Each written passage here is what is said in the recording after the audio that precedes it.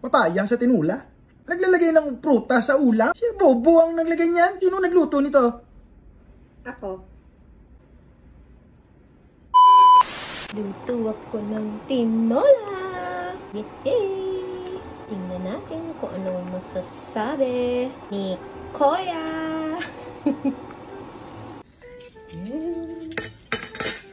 Thank you. Gutom ako eh. Tinula? Oh ba? Oh. Obo.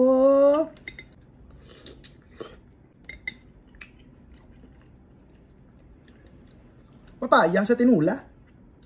Prutas, hindi po.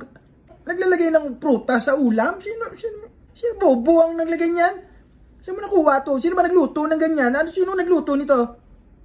Ako.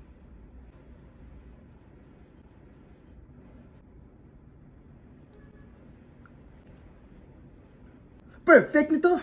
Grabe. Talaga naglalagay dapat ng prutas pag ulam.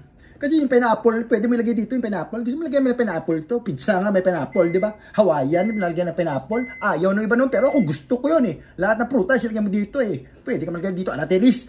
Anatilis maliliit. Grabe, wala ka na magulay. Prutas na lang lahat yan. Oo, alam mo yung fruit salad? Fruit salad, hindi yung dessert. Dapat ulam yung fruit salad. Oo, gusto mo magtayo ng restaurant, tapos yung mga ulam mo, puro may prutas, pangalan nun, di pruta. Ay, perfect nga. Ang sarap nito. Papaya sa tinola. Prutas na. Grabe ito. Kahit huwag mo nalagyan ng manok, puro papaya na lang eh. Hindi. Ako'y protesta. Ako talaga yung maglagay ng ibang gulay. Puro prutas lang talaga dapat.